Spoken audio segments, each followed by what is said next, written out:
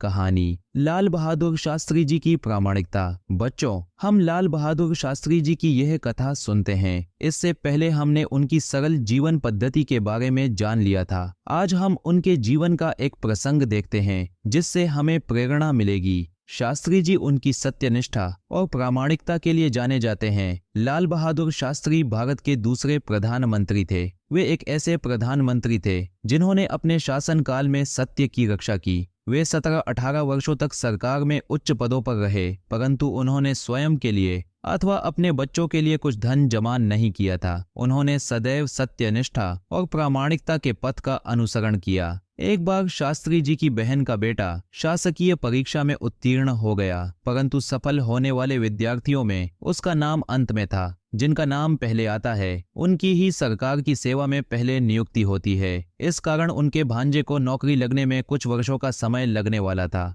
शास्त्री जी स्वयं प्रधानमंत्री थे। यदि उन्होंने कहा होता तो उनके भांजे की नियुक्ति शीघ्र हो जाती। इसके लिए उनकी बहन ने आग्रह किया, परंतु उन्होंने सीधा उत्तर दिया, सरकार को जब आवश्यकता होगी नियुक्ति स्वयं ही हो जाएगी।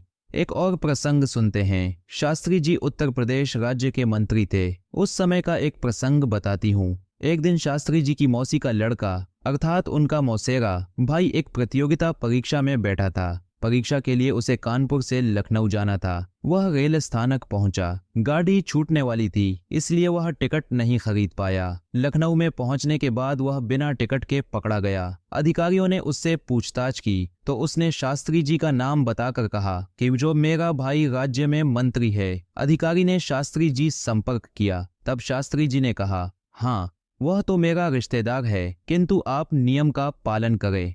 अर्थात भारत के सभी नागरिकों के लिए सरकार के सभी नियम एक समान होते हैं, जिसका पालन करना हमारा कर्तव्य होता है। आपने कभी सुना अथवा देखा ही होगा कि सड़क पर यदि कोई व्यक्ति लाल बत्ती होने पर भी सिग्नल तोड़ता है तो आरक्षक उसे पकड़ लेते हैं, परंतु यदि किसी व्यक्ति का कोई रिश्तेदार सरकार में ऊंचे पद पर कार्यरत हो तो वह उसका नाम बताकर दंड से छुटकारा पा लेते हैं।